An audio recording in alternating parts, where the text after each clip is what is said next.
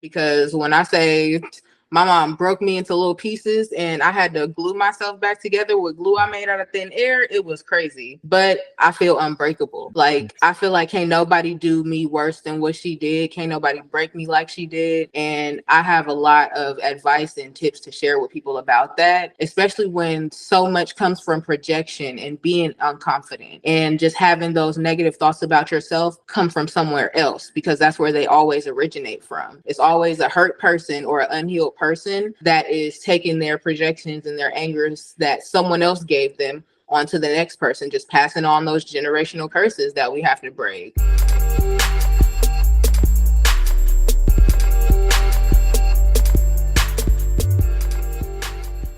All right, Miss Nyla, welcome to the Mindset Master Podcast. How you doing today? I'm well, and yourself? Doing great. Thank you so much for asking. And also, thank you so much for being here today. Thank you for having me. I'm excited. Yes, me too. Me too. I have a podcast, but I've never been on anyone else's. And I also was thinking about bringing guests on as well. So that's really, really nice.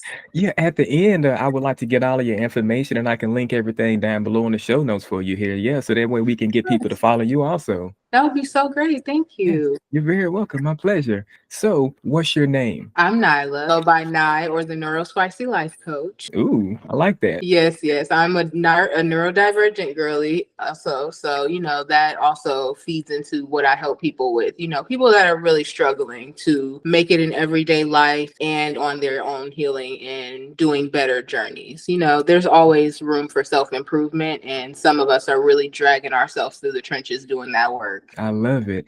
Now, where are you from? I'm from Oakland, California. I was born and raised in the Bay Area, even though root-wise from Louisiana, but this is my home here. So, I may or may not raise my family here. I'm not sure. But when that time comes, I'll figure that out. Yes, I'm the same way, Nyla, because see, I'm from Tennessee, and then me and my wife, we had moved out to California, out to Studio City, and then we also moved out to Scottsdale, Arizona. And I was like, I don't know if I want to raise a family here and everything, or I was like, I don't know if I want to be back home in Tennessee and raise my family. So, but now we're actually back home in Tennessee, so we may actually raise a family here in Tennessee, but we don't have any little ones yet. Yeah, we're fur parents. Oh yes, that's always rewarding. I used to have a puppy. She was just such a good little angel. I gave her to a family that was having interpersonal issues and stuff, and she was just so sweet. So I know that she could really bring them together as a unit. What was the puppy's name? Zuri. Zuri, okay, I like that. Yeah, she was a little Chiweenie.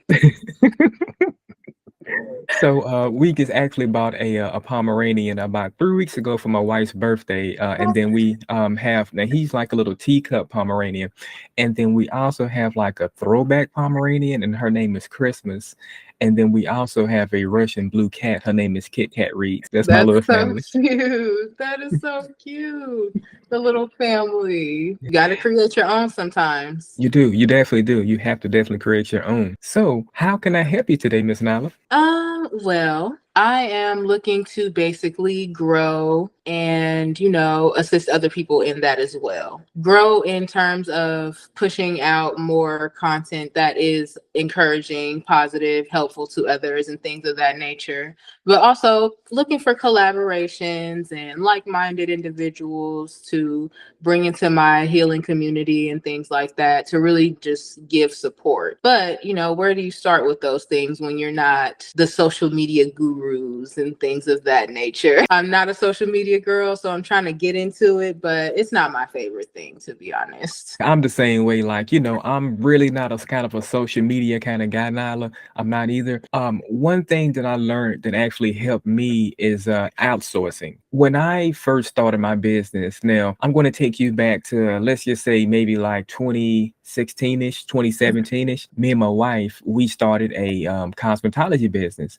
where we was selling hair and skincare products. Ooh, and we were actually manufacturing our own products because I'm a scientist also, low-key.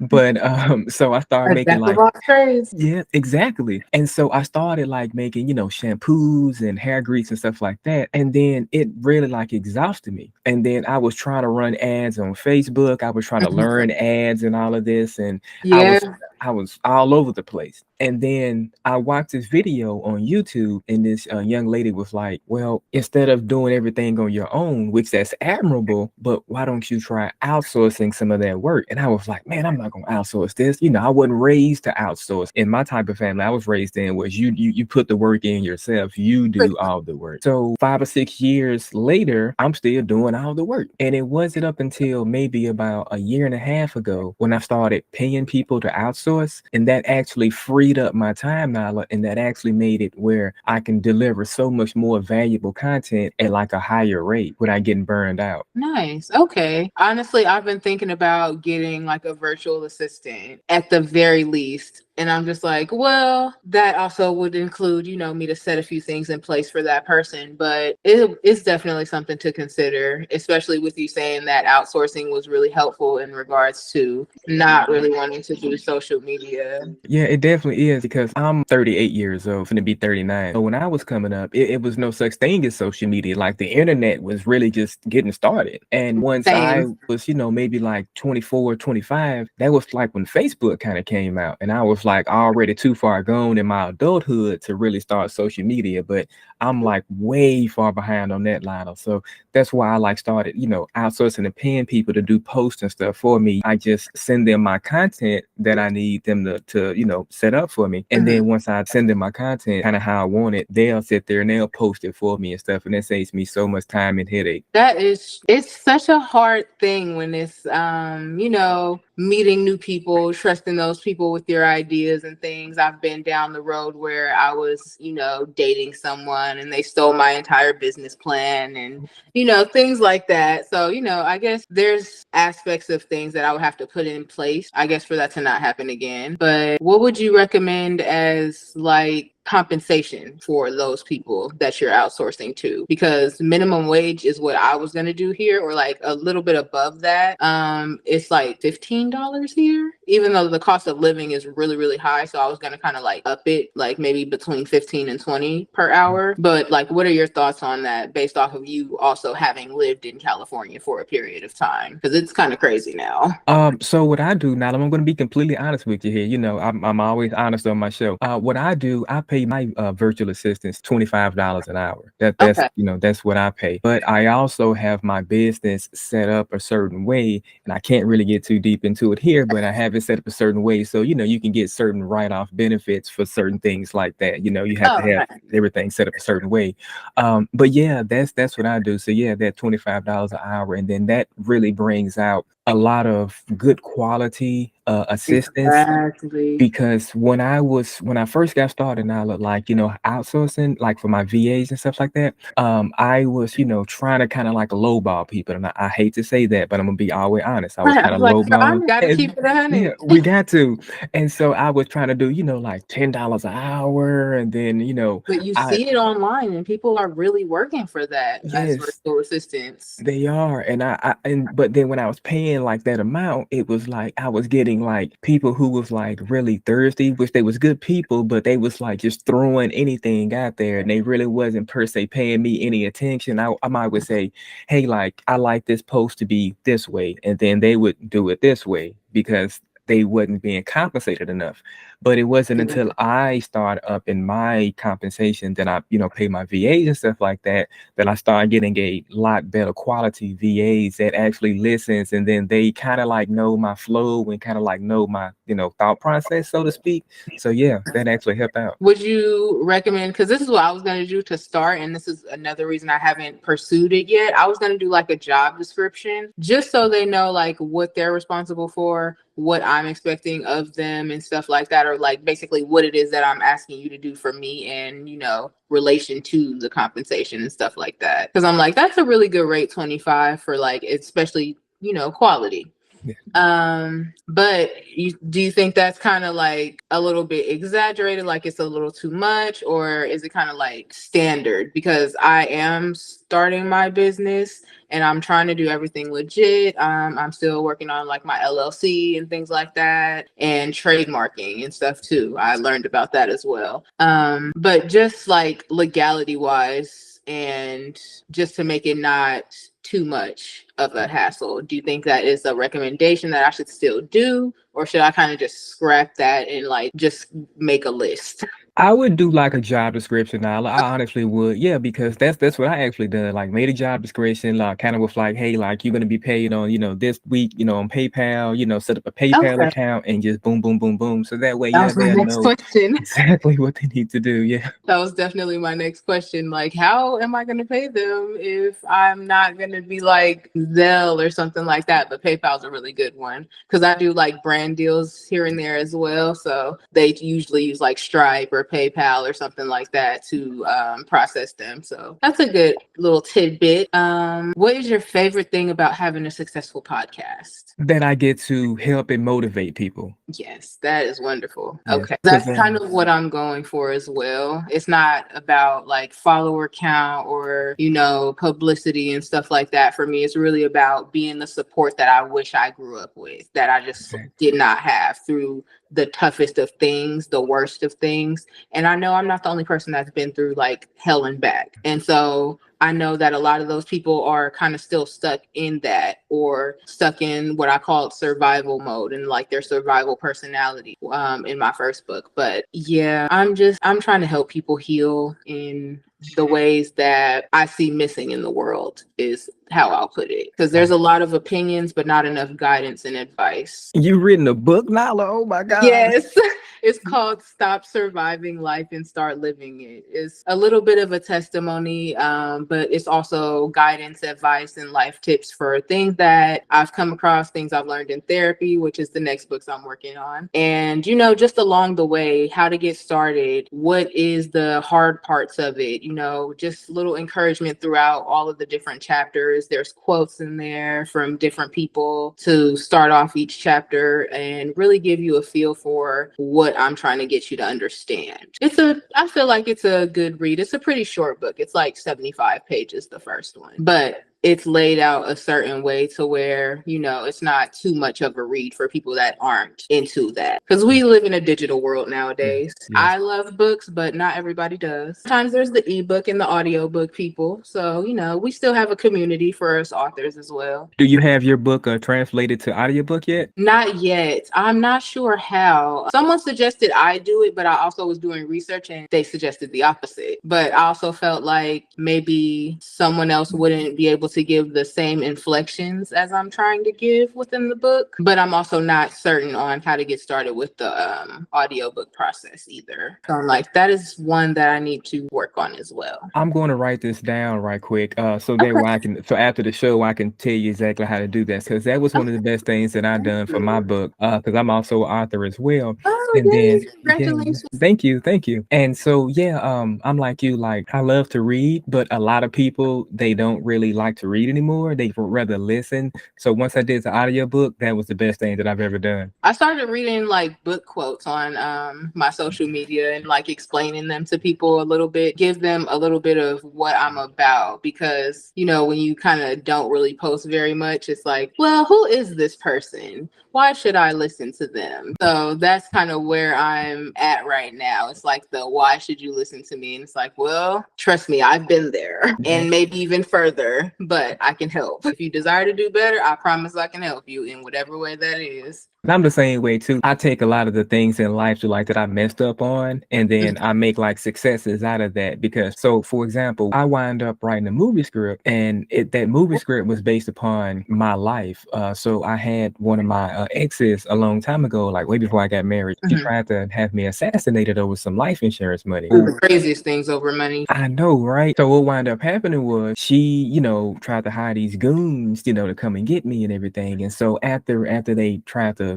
make that attempt on my life, I felt some kind of way. So my wife was like, that's when I met my wife, and she was like, Tony, instead of you being so upset, why don't you write a movie script about that shit? And I was like, you know what, babe, you're right. I'm going to do that. And I wrote the movie script about my life, and I came in third place out of 75,000 people. And so that really, thank you, that really, really like put me out there, and that made me like, that really pushed me. So I took my life and what happened in my life and made like something negative into a positive. And then that's how I got started, like with this business here, like word of mouth, and it kind of spread around. So yeah, so I know exactly what you're saying. Like you just motivated to want to help people. Yeah. I thought about going a similar route, but I'm like, oh, with the way my life has gone, I didn't want my book to be a slander piece per se or be perceived as that. Because if I went into detail about the things that people have done and said, like it'd be a lot of upset people, and that's just not what I'm trying to do. That's not the energy I'm in, but it would make for a good story for sure,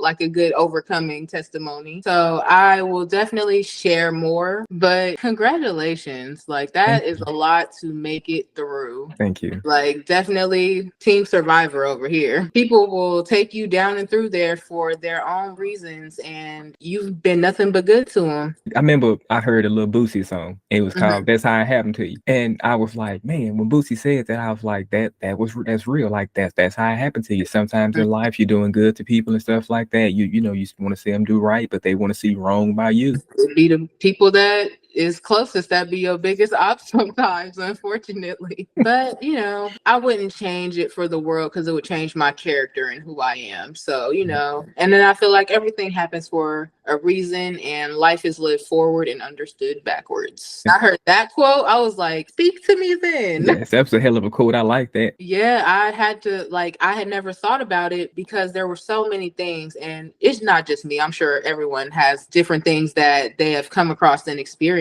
that they're like, why me? Why me? And at a time I stopped asking that and started saying like, what's useful and unuseful about this experience right now. And that was also a really big mindset shift. You can pretty much weigh out the pros and cons and toss out the negative when you tend to ask those type of questions, as opposed to feeling like, why me? Why is this happening to me? As opposed to this could potentially be happening for me. So where can I adjust? I aim to get people on a different thinking pattern than the current, more mass thinking pattern. Because I also study psychology and I'm close to being a licensed therapist, but I'm starting as a coach, and thank you, because we don't have enough for not only our community, but just people in general. Psychiatric care is very hard to get, whether you have insurance or not. A lot of it's not quality because, people do things for money, and that's all it is. Like a lot of people are just at their jobs for a check, not to help, not to protect, not to serve, not to love, not to care. It's going to be the new wave of people who are on the other side of trying to help people. I'm just now kind of getting over a cold. That's why my voice is kind of crackling a little bit. But it's like I called the doctor the other day and they was just trying to rush and get me through. I'm like, Doc, you're not even listening to what I'm telling you what's going on. Like, so like you said, a lot of these things, they can be about money and stuff like that. So yeah, I'm used to the doctors that really listen and really was there to serve and stuff. So I don't think I'm gonna be going to that particular doctor no more. I want you to listen to me and what I'm saying, because I'm paying you my money.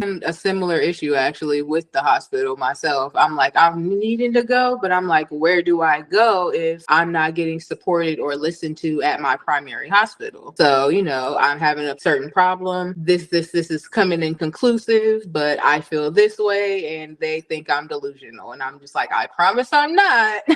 But you just got to do what I'm asking you to do and listen to my concerns, and you would see that I'm most likely right. But, like you said, it's a numbers game, it's an insurance game. And then, historically, if we want to go there, it's what we are taught, because it's the same way in the medical field as it is in the psych field, that thing that they're taught. That is another thing that I aim to change. I have a little dream of mine to be a APA board member. There's only like 1 or 2% of APA board members that identify as either biracial or African American. And I'm like, that is crazy. And we need more representation in these places that are meant to be care places and service places. And you can do it. Like I said, you have your mindset on it, Nyla, you can do it. So yeah, your dream is going to be your reality. It will. I haven't given up yet. I've been at this since I was 14 years old. Like, I've known that this is my dream. I want to help people. And honestly, with my situation, I feel like had my family gotten the help they needed, we'd be great by now. But I know that, even though I can't save them, I can help other people. And I can help people that either came from situations like that with,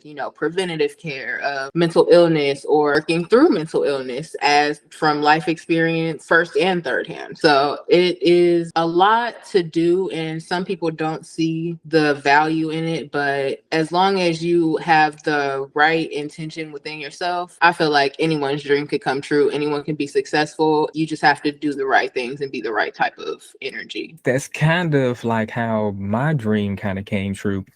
My whole life when I was a little boy, I always wanted to be on TV. Once I wrote that movie script, and then once I, did all my Hollywood stuff, that dream right then at that point didn't really work out because I always dreamed of being just on TV, but I never was clear on how I wanted to be on TV. It was just I want to be on TV. Mm-hmm. And then what wound up happening, I wasn't in the film industry anymore because I got tired of that lifestyle like that. Then I started working at a car dealership and I was selling like exotic cars and everything. And then because of my personality, on my second day, I wound up selling a $75,000 car. And then my manager was like, Reed, how the hell did you do that? I'm like, do what? He was like, how the hell did you sell this kind of car? You never sold no car in your life outside of Craigslist. How did you do that? I was like, well, I'm like, I grew up in a barbershop, I'm a barber, so I know how to kind of, talk to people and wheel and deal and stuff like that. He was like, Tony, can you show other people how to do that? And I was like,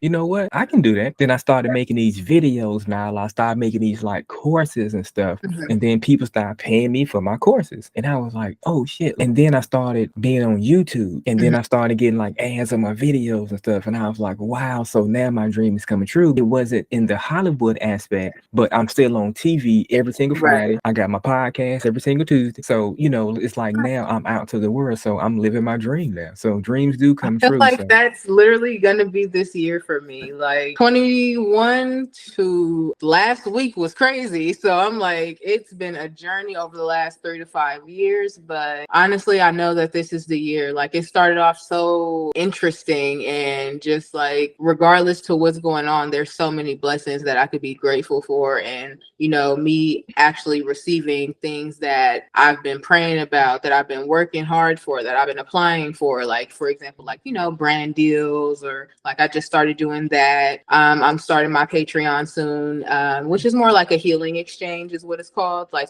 just like a soul tribe for people that need community. Like we all need a support system and not everyone has one, and that's literally a luxury that not a lot of people really take advantage of and use properly, but they don't think about it in regards to other people just not having it.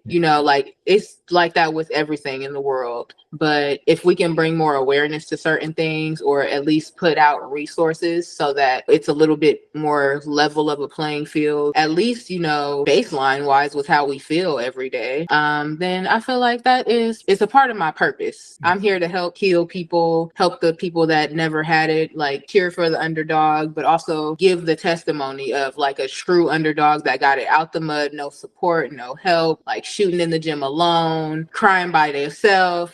It's just been me and God for most of this. And so I'm just like, that has been amazing. I can see where things are going. And while we have to keep pushing and keep doing the work, it's really like inspiring, encouraging to listen to your story, to talk to you. So this has been really nice. Same here, Nylas. Is very encouraging, like, and inspiring also. I love what you said, like, like as long as you power through, like you said, team survivor over here, as long as you keep powering through. I never will forget, I was watching Instagram and I saw one of Master P, he had did like a reel or something. And one guy was like, P, man, I've been at this for 2 years, but I haven't made any sales in my business. And Master P was like, man, trust the process, brother. You have to. Trust the process. I grew up listening to Master P and No Limit. I grew up listening to him. I was like, man, if P said trust the process, because at that time in my business now, like, I really wasn't making a lot of sales in my business neither. I'm just gonna be honest with you. I was making I'm money. still fresh. I'm like, I haven't even released my coaching programs yet. So I'm like, it's still very much so fresh. Right now I'm doing like individual sessions, but when I'm ready in a few months, I'll definitely be releasing those programs for people. What kind of programs are you going to release, if you don't mind? You mind talking about that for a second? Oh no, I don't mind at all. I'm going to be doing 3 to start. And because I'm not licensed completely yet to practice therapy, I won't focus on trauma quite yet, but that is coming because that is my highest level of expertise. Along with confidence restoration is the first one. Because when I say my mom broke me into little pieces and I had to glue myself back together with glue I made out of thin air, it was crazy. but I feel unbreakable. Like, I feel like can't nobody do me worse than what she did. Can't nobody break me like she did. I have a lot of advice and tips to share with people about that, especially when so much comes from projection and being unconfident and just having those negative thoughts about yourself come from somewhere else, because that's where they always originate from. It's always a hurt person or an unhealed person that is taking their projections and their angers that someone else gave them onto the next person, just passing on those generational curses that we have to break. If you're ready to take your journey of mindset mastery to the next level and dive even deeper into mindfulness and also meditation, well, I've got a fantastic resource just for you. Inside, you're going to find step-by-step instructions, valuable insights, and also practical exercises to help you enhance your mindset and bring more positive changes to your life. Whether you're looking to conquer challenges, unleash your potential, or simply find more peace and balance throughout your daily life, this guide is the roadmap to success. To get your hands on this exclusive resource, all you need to do is click the link below in the description. The second one is going to be more so focused on spiritual wellness practices like meditation, affirmations, your personal power statements, and things of that nature. So just really getting further in touch with yourself and on like a spiritual, non-religious level, because it doesn't take all of that all the time, you know, and it doesn't take God out of anything, because that's my supporter. That's gang. But, you know, a lot of people aren't religious also, and they don't know what to do with that. So I'm like, you still have to have faith in something bigger than yourself. Even if you don't, these are still things that you can do. Regardless to what you believe, these are still things that will help you. And then the other one is more so professional and academic coaching programs, to where, because I'm a student also, so, you know, I know what it's like to be neurodivergent and get through college, getting degrees while, you know, you're in a shelter, being homeless, you know, stuff like that. So I really feel like there's a lot that I can offer people in terms of assisting them to do better and have a higher quality of life, which is what I feel like everybody deserves, you know. Especially because we weren't all granted those things, you know, fresh out the womb. And you know, Nyla, we actually have a lot in common. That's like me and my mom. We don't really have a good relationship. She broke me into a million pieces also. You know, my mom has done some crazy things to me. I'm gonna have to say a lot of that had to do with cocaine. Yeah. So I think that's what a lot of that with my mom breaking me into a million pieces had to do. But now, as a 38-year-old man, we still kind of are a little bit distant, a little bit, but our relationship is gotten a little bit better over the years. My grandfather, he was like, he always tells me, he's still alive. And back then, he used to say, son, you know, you have to forgive, but like never forget, like this is your mom. Even though she done you this way, even though she tried to break you down, even though she did this to you, she did that, she did more than anybody ever done to you in your life. But he was like, at the end of the day, that's still your mom. And then when he said that to me, Nyla, I was like, man, you know what? If granddad is saying this, then it got to be some kind of sustenance. It got to be some kind of truth to it. So let me just let my heart just kind of decompress a little bit. So I know exactly what you're saying. Like, yeah, so we have a lot in common right here. We do. And I'll say, in regards to those situations, like, it can be a little toxic and hurtful to hear that sometimes, but it's all about the situations and, you know, every situation being different. Like you said, for like, at least it doesn't excuse anything, but it's like, at least you know what was going on, and it's like why it may have occurred, as opposed to it not occurring at all. Like my mom, for example, is a mental patient, but I feel like she uses it as an excuse because we both have multi-diagnosis, and I have quite a few, you know, diagnoses over than what you are even dealing with. And I'm like, I understand single parenthood, mental health illness. I get that. But at the same time, that goes out the window when you're just like, yeah, I like messing with people. I like getting under people's skin type of thing. And, you know, you're just fine with saying these things to people and it's just okay to you. So I'm just like, that's more so her thing. And then my dad was kind of like never really that guy. But some people don't want to be parents. And I feel like that's kind of the set that I got. And regardless, it made me into just a kind soul that I knew what I didn't want to be like when I got older. So regardless to if I felt like, you know, it was the worst situation situations of my life, I still was able to learn. And while I did forgive and I haven't forgotten, it's not something that every time people can reattach to. Like, for example, like my mom, she's a violent person. So it's always going to be my safety as opposed to our relationship. You know, not every situation is that bad. And so, but there are situations like ours that, you know, we can really help people through in regards to forgiveness, forgetting, and just moving on. Like, that's the biggest thing. Even if you don't forget, you got to forgive and move on. And you got to forgive yourself as well for how you may have handled situations, how you may have felt about yourself due to those situations and things like that. Like, for example, I have 3 younger siblings and I'm the oldest. They are disrespectful. They don't care about nothing she got to say. They talk to her crazy. They do stuff that's crazy, but I'm just like, yeah, I'm not with that. So if that's what y'all gonna do, that's what y'all gonna do. But she treats them better. So I'm just like, well, I mean, that's okay. That is your choice, but I can't be a part of that. But I also realize the difference between me and them. I allowed her to treat me a certain way and still give her that care, give her that love that I knew that she really needed and was looking for. We got to watch it when it comes to us being a punching bag for others, but forgiving, for not forgetting, and then moving on, it really brings a level of peace and happiness, like the kind I used to pray and cry about when I was a kid. I have it now. I aim to give people that same feeling, like high confidence after, you know, having it shattered. If you do choose to, repairing family relationships and things of that nature, because I feel like there's always a way to say something, but a lot of people don't know how to start. And they just start with their feelings and emotions as opposed to the situation. You know, like if I was to want to repair the situation with my mom, you know, the past is the past. This is how you currently make me feel. And this is why. That can go certain ways with certain people, but it has to be like a kind of strict, direct baseline so that it's not a blaming or an attacking perception that they get from it. Because when people do something to you, they're going to try to gaslight you. I'm sorry, they just are. And try to make it seem like it was all your fault, you deserved it, or you did something to them in the first place. But there are people like us all over mixed into it that really just want to help. So I have faith that the world will be a better place eventually. And it's funny that you mentioned that, Nyla, because last week I just released a thing in my membership. It's called a gaslighting tracker. I just released that last That week is because so funny.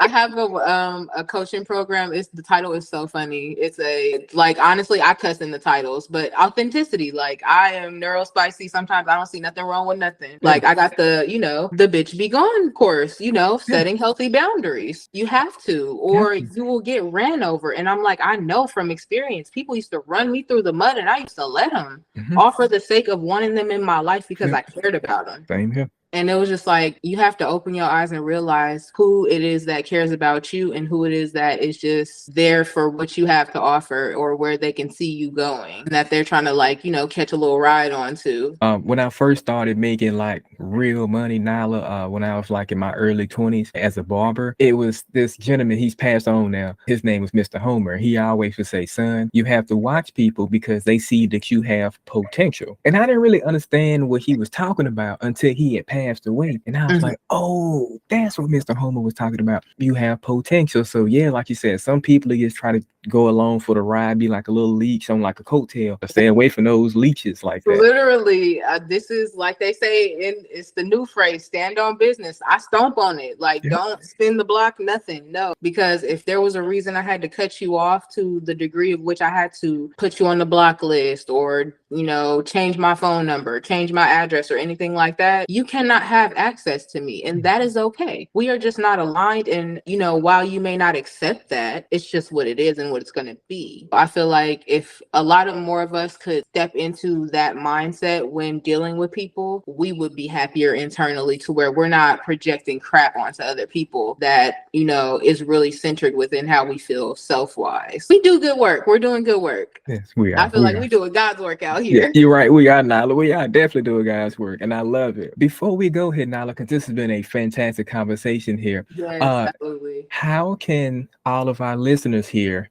follow you? Podcast is on Spotify and it's called A Fool's Journey. And it's a little purple square. You can't miss it. It says my first and last name, Nyla Harris. And it has a little sunflower. That's my favorite thing. So if you see a little sunflower, that's me. It's part of the community. It's all over my website, my personal pages. And I would say to start, you can find me on TikTok at the Neuro-Spicy Life Coach. I'm always there. If you have life advice questions, if you want to get into coaching, if you need a tarot reading, even, you know, whatever it is that I can assist you with that you've heard today, then please do feel free to hit me up. And if you just want to book a session, my website is itsgivingwellnessllc.com. Fantastic. Thank you so much, Nyla. Thank you. Thank you for having me for a great positive conversation. It's just been fantastic. Like, Yes, I was ma'am. so mad before I even got on here because I was having a very overstimulating day as a neurodivergent person, but this has turned it around completely. So yeah, all about mindset and intention. Yes. Thank you so much. Very welcome, Nyla. And again, thank you for being on the show. And until next time, I'll catch you later.